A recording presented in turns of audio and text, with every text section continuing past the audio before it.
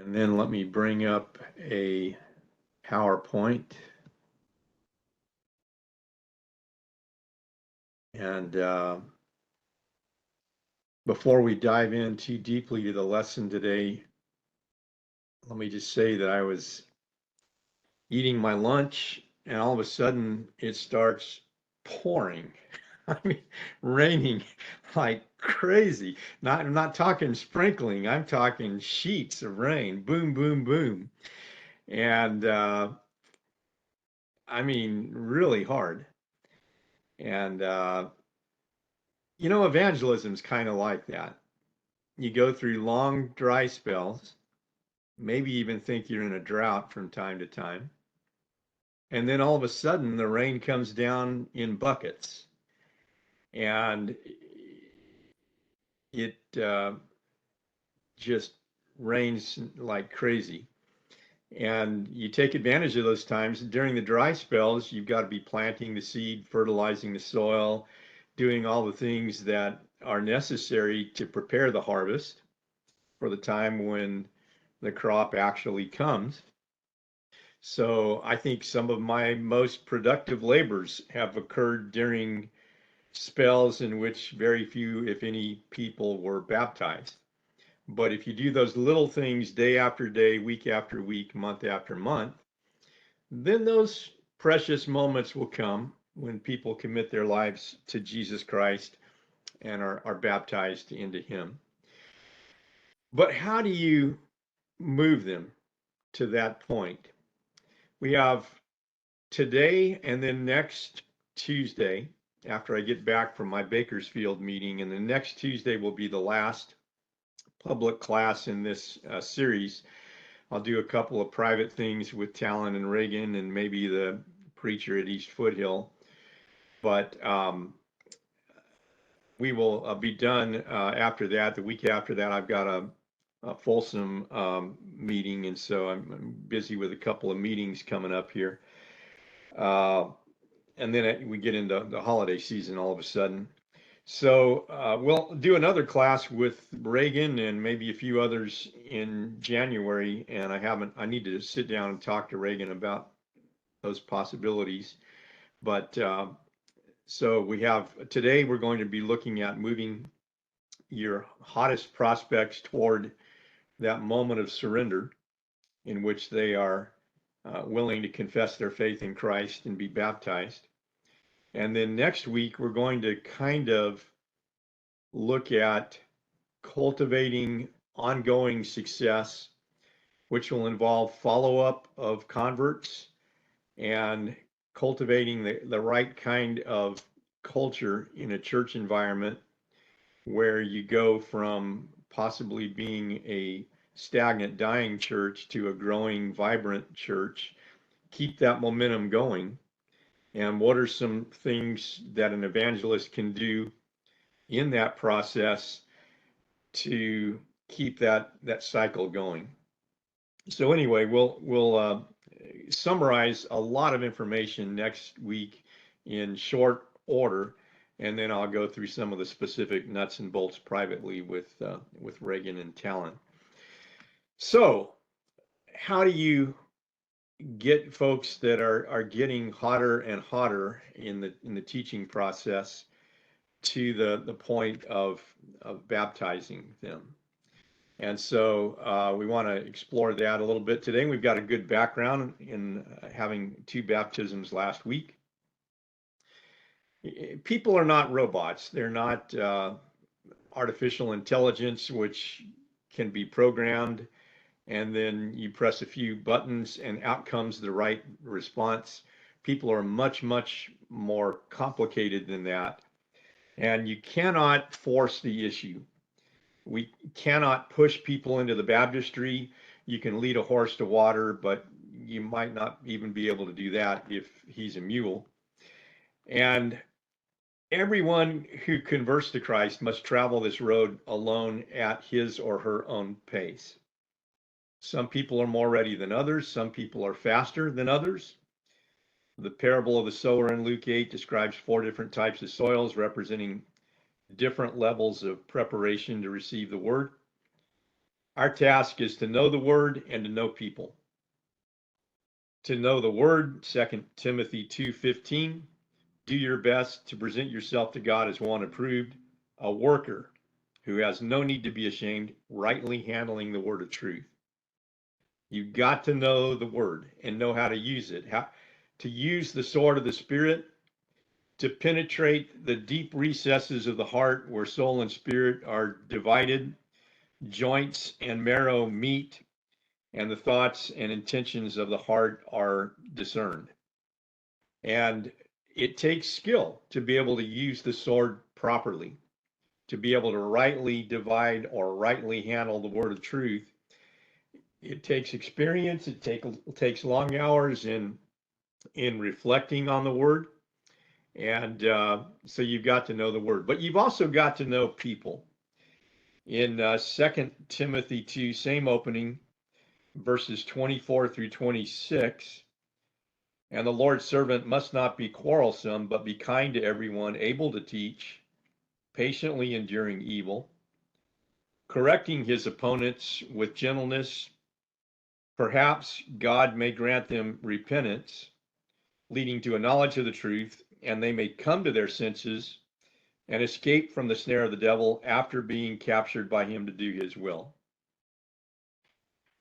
So you've got to learn to be tactful, to read people, to have good antennas, to ask good questions, to gauge the situation correctly, to know what or when they put up resistance and how to gently tear down those walls of resistance.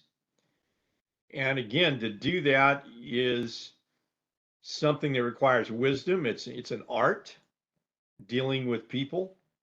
And so the more you learn about the word, the more you learn about people, the better you're going to be in this process. And there's certainly a process involved. There are no shortcuts.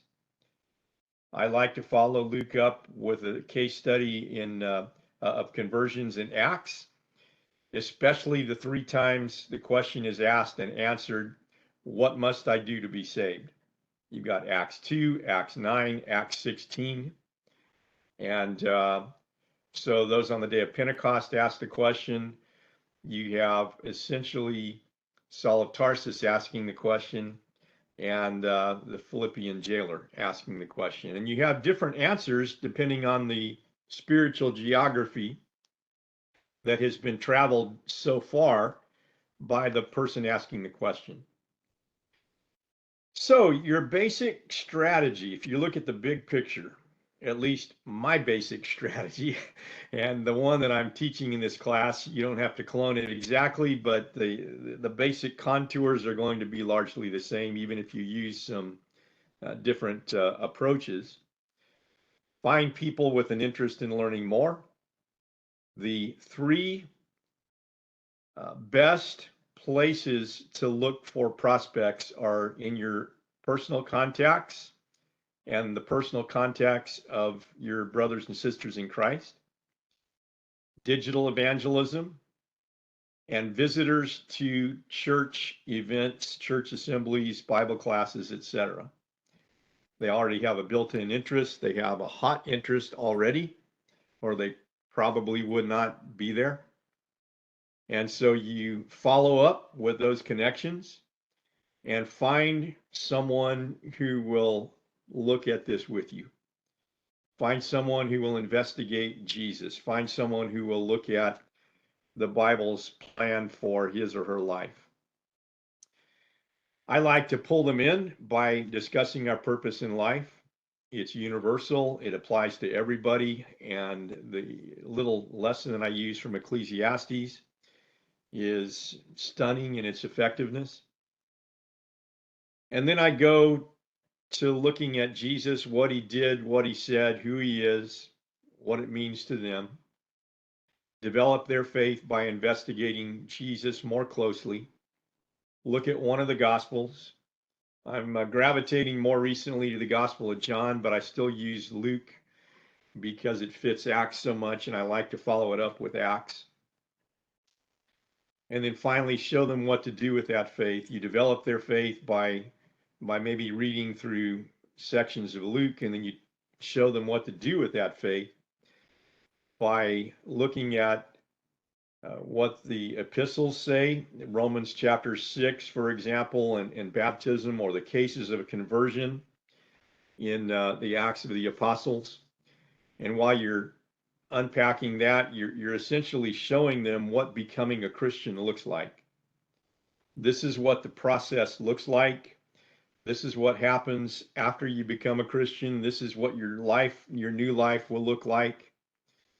I've even literally shown them the baptistry and walk them through the process in advance so that they're mentally preparing before they actually do it.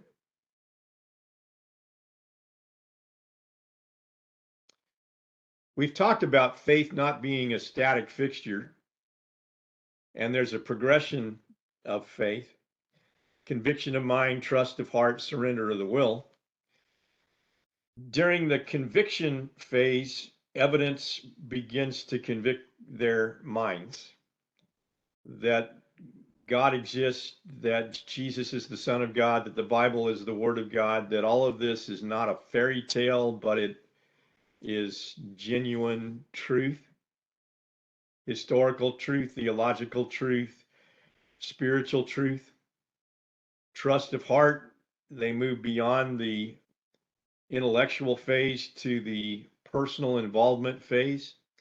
Trust of heart, God's constancy, God's promises, God's love, God's track record. All of those things begin to give them confidence. Okay, God really does have my best interest at heart. He really does want to save me. He genuinely loves me. And I have a growing confidence about that. And then the surrender of the will phase, they begin thinking about surrendering their lives to Jesus. They begin weighing the cost and the benefits. They do a mental cost benefit analysis. Everyone does it, whether you realize it or not. They're thinking about, okay, if I do that, what will it mean in terms of sacrifice? What will it mean in terms of blessings? And they begin mentally going down a pathway of exploring what is involved in, and you're helping them along that journey. You're helping to paint a picture of the vast superiority of being on the other side of that dividing line. The after picture versus the before picture.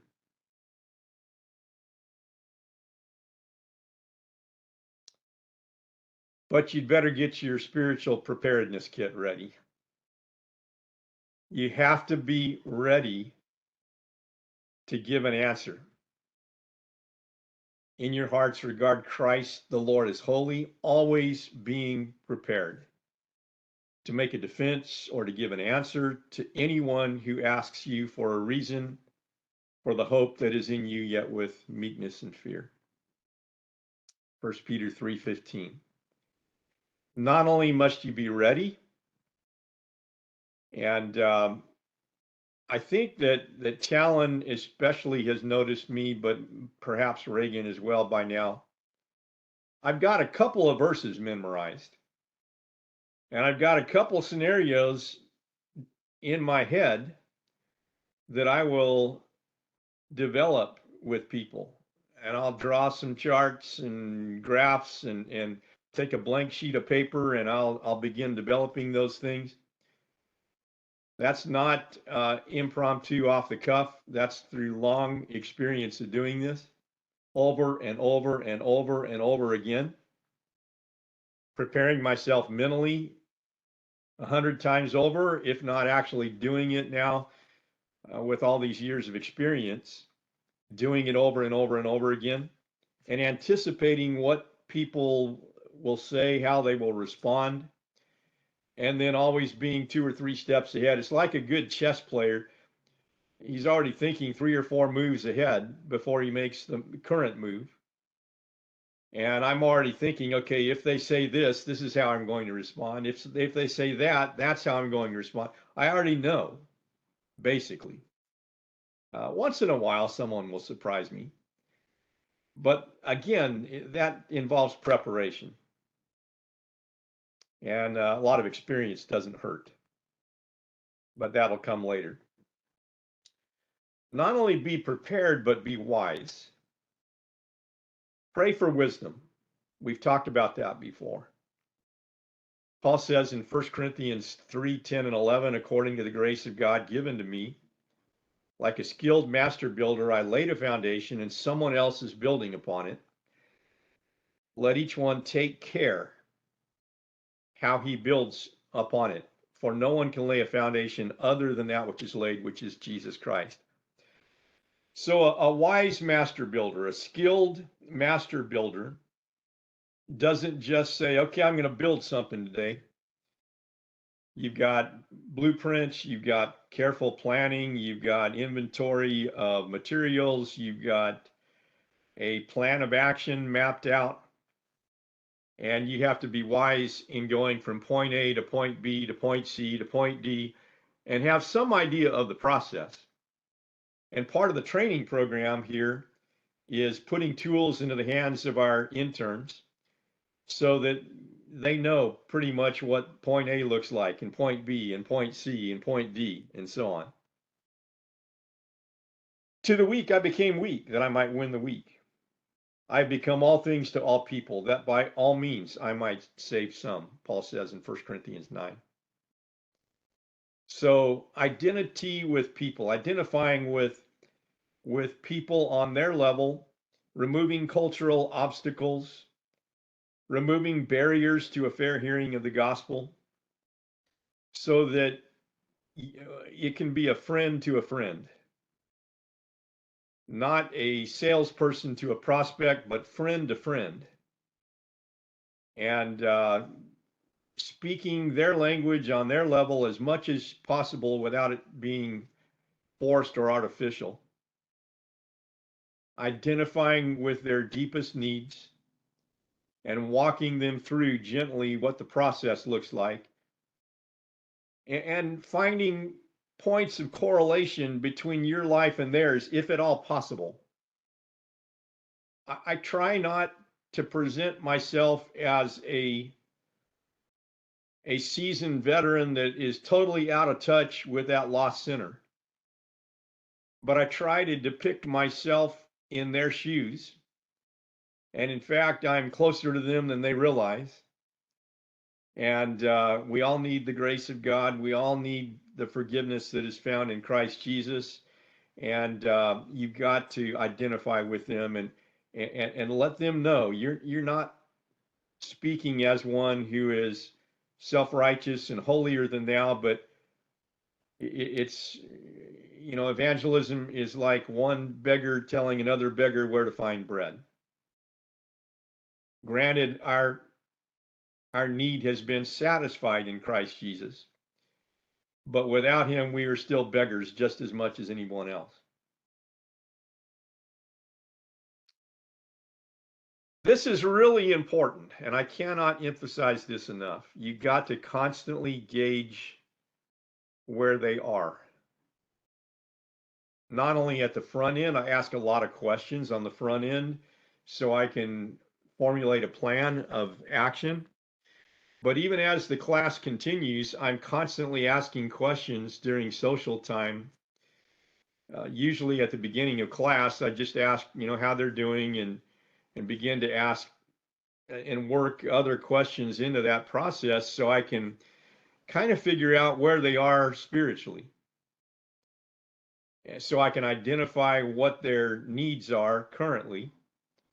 And like a submarine that goes into the depths of the ocean and engages in that sounding process of depth charges and so on, I'm constantly exploring those depth charges with my prospects. I want to know what their thinking is so I can know how to adapt if necessary. Make it interactive, show a genuine interest, make them comfortable with the process, comfortable with you. Ask a lot of questions. People like talking about themselves. And if you ask the right questions, they're not only going to reveal something about their social lives, but the right questions will help you determine what needs to be covered and what to emphasize.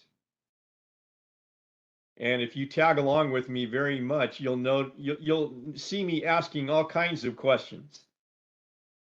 I do it all the time when I'm studying with people because I'm constantly analyzing where I need to go next.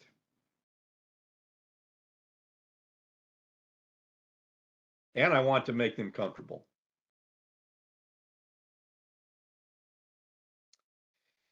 But there comes a point as you're building their faith where they begin getting ready for that transition. And what that means is it begins to become obvious that they're getting ready. Their interest level takes on a new intensity. They begin asking all the right questions. They begin uh, saying all the right things. They begin visualizing with you what this might look like for their lives. And when they start doing that, then you put your whole process into overdrive. You you increase the intensity level on your part to match the increased intensity on their part. You don't want to push that before they're ready. You don't want to go from 0 to 60 in 5 seconds. But when they start getting ready, you're going to know it if you're asking questions and you're constantly gauging where they are. At that point, you begin driving home personal applications. With a newfound zeal and intensity, you begin to show them what becoming a Christian looks like. You continue to ask questions, but you start zeroing in on that final step. What do you think? How does this sound to you? Why did people that we're reading about in Acts respond immediately to this preaching? Why were they baptized the same day?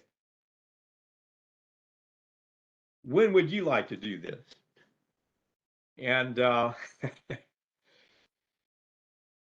there comes a time when a certain amount of tact now becomes more direct. And you start getting down to earth and personal with the application. And what I like to do when they get close is paint a picture of the gospel. And I like to make it really simple. I might take 3 sheets of empty paper and develop 3 points of the gospel: sin, grace, and faith. Talon and Reagan have already seen me do this, but this is extremely effective in tying everything together and then bringing it home. Lost in sin, saved by grace, accessed by obedient faith.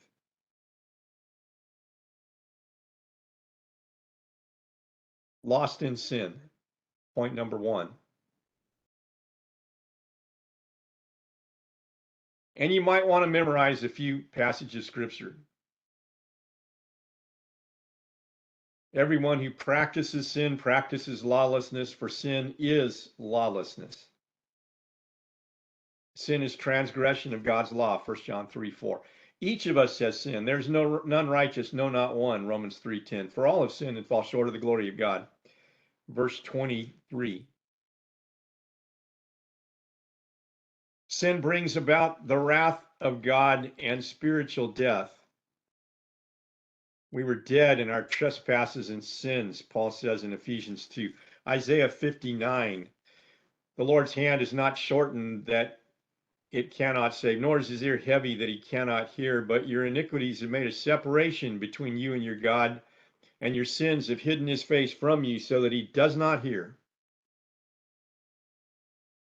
Romans 6:23, for the wages of sin is death, but the free gift of God is eternal life. Romans 6:16, do you not know that if you present yourselves to anyone as obedient slaves, you are slaves of the one to whom you obey, either of sin which leads to death or of obedience which leads to righteousness. So sin is universal. All of us have sinned. Sin brings about the wrath of God and spiritual death. What this means to you is that you are dead spiritually, disconnected from the God who is your lifeline, the God who has given you life and breath and all things that are worth anything.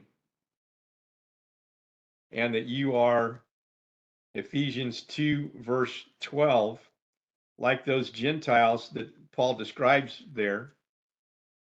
In Ephesians 2:12, he says,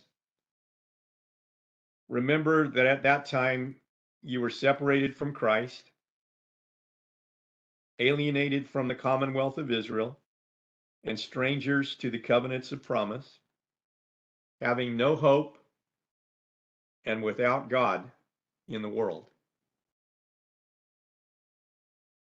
John Stott, in his commentary on Ephesians, summarizes this in 4 words: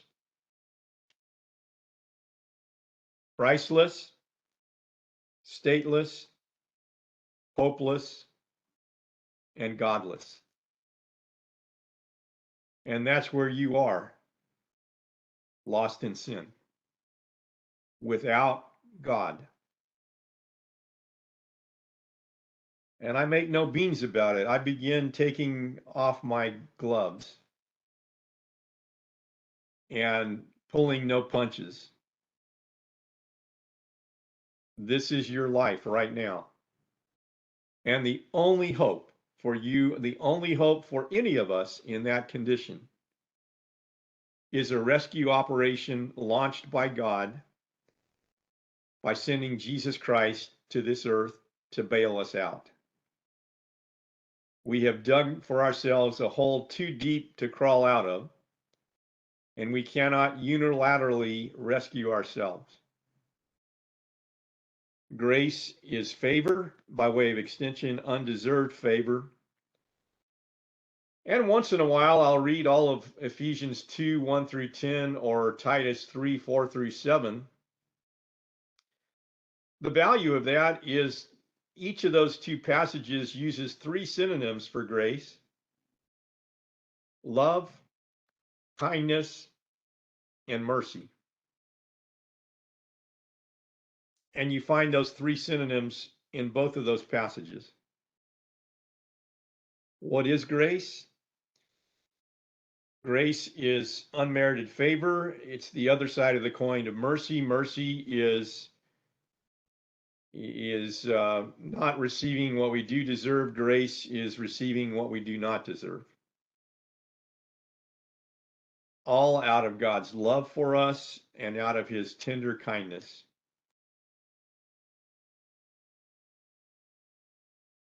And sometimes I develop this point: 3 manifestations of grace. This with a view to painting a picture of what the after you cross that line life looks like. The gift of God's grace, the relationship of God's grace, the message of God's grace. The gift of God's grace is Jesus. For God so loved the world that he gave his one and only Son.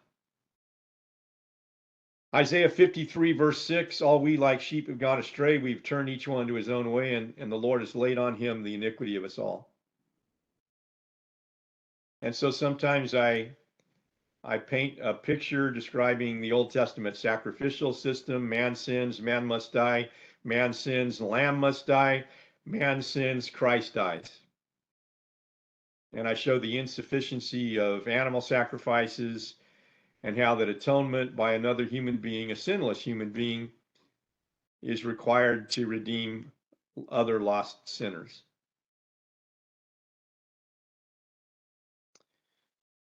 I sometimes develop this just to get them used to the idea that this is a package deal. It's not only individual regeneration, in which you are saved only to do your own thing and go off your own way, but you become part of a people, part of a body bigger than you are, part of a movement, part of the Lord's kingdom,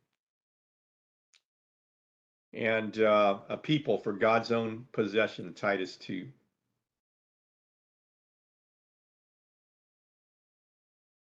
And I sometimes draw very crude pictures on a blank sheet of paper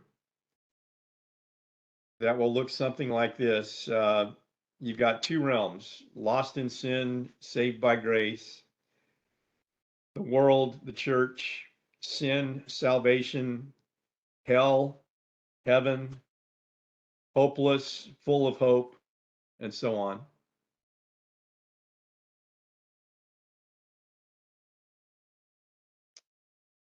Or another illustration I like to draw is you come to God through Christ, that relationship is resustained, you're reconnected, you have fellowship again, and along with all others who come to God through Christ.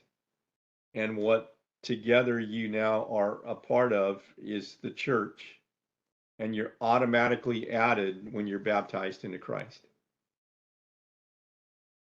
For by one Spirit were we all baptized into one body. 1 Corinthians 12:13.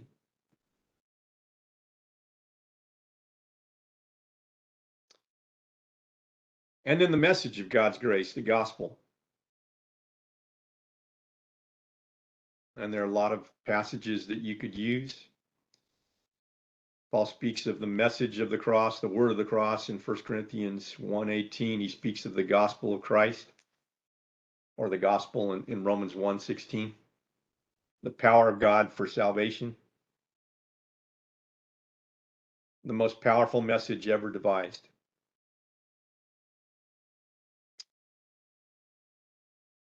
God's grace is available to all, but only those who meet the condition will access it.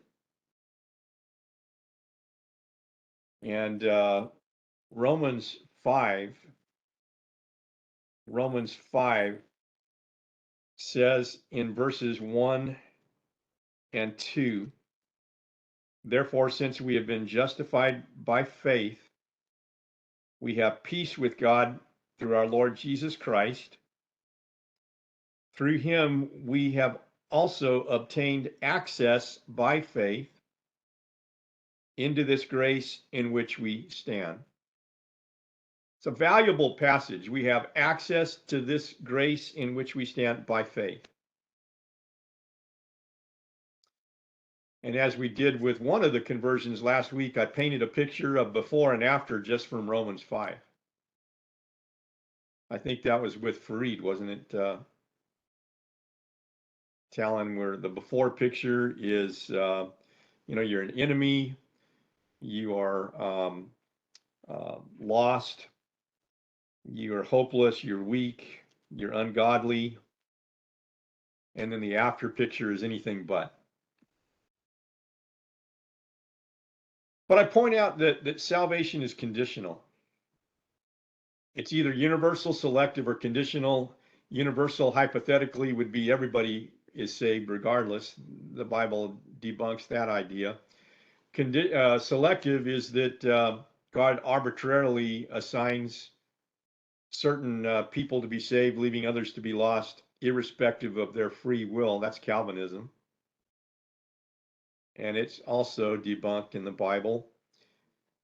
But conditional salvation is taught in the Bible. That means that we have to meet the conditions. And our faith, when it reaches that decision point or moment of surrender, has already heard the message and believes in Jesus, is ready to separate oneself from past sins, make a public confession of Jesus Christ, be baptized into Christ, and live a life of commitment to him. It wouldn't hurt to memorize a few verses on each of these points. just so you can rattle them off. Boom, boom, boom, boom, boom.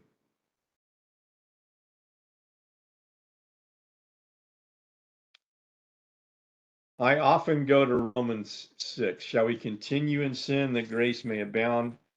May it never be. By no means.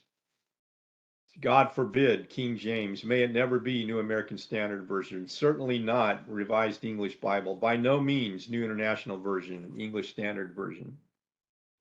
How shall we who died to sin still live in it? And Paul paints a picture of reenacting the death, burial, and resurrection of Jesus Christ, identifying with Christ and starting afresh in a brand new life. And I like to draw this picture that just as Jesus died, was buried, then arose, we die to sin, we bury that old sinful life away, and we rise to walk in newness of life. And sometimes I develop this point that as ultimate expressions of our faith, when we come to that initial moment of surrender, what faith does at that point is it repents and it publicly makes that confession, and we get ourselves baptized. In repentance, we die to the old self. And in baptism, we do four things according to Romans 6, 3, and 4. We bury the old self away. And sometimes I just ask the question, when do we bury the old self away? When do we come into Christ Jesus? When do we contact the benefits of Christ's death? When do we walk in newness of life, according to this passage? And it sort of makes the point for me that baptism is a major dividing line between the old life and the new.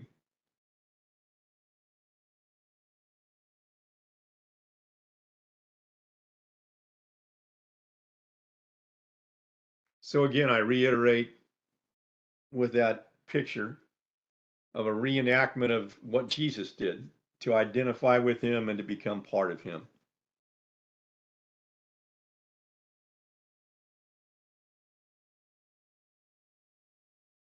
And so when I back up and look at the bigger picture,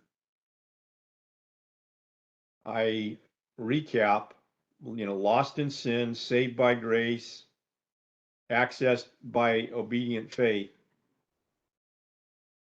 Now, if they're asking all the right questions, saying all the right things, showing all the right interest, this is the point at which you don't be bashful. Again, you don't beat around the bush. There's a time for tact and diplomacy on the front end, especially, but you are not there at this point. You're at the point of starting to ask direct questions. And so I would urge you at this point in the process to start really developing what they need to think seriously about doing.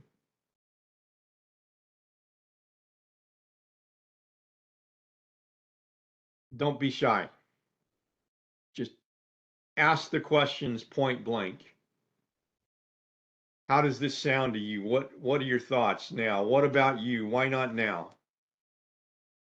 Or as I asked one of the two converts last week, when do you think you might want to do this? And I think it was Fareed said, I think right now. And Talon and I said, well, I don't think we can accommodate that, right? No. Okay, let's do it. And so, again, you've got to read the situation, read the person, and when that burning interest is there, you don't go in circles. You go right to the heart of the matter.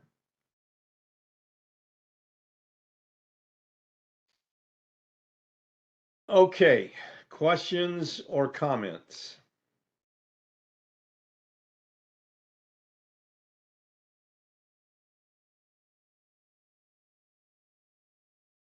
Nothing?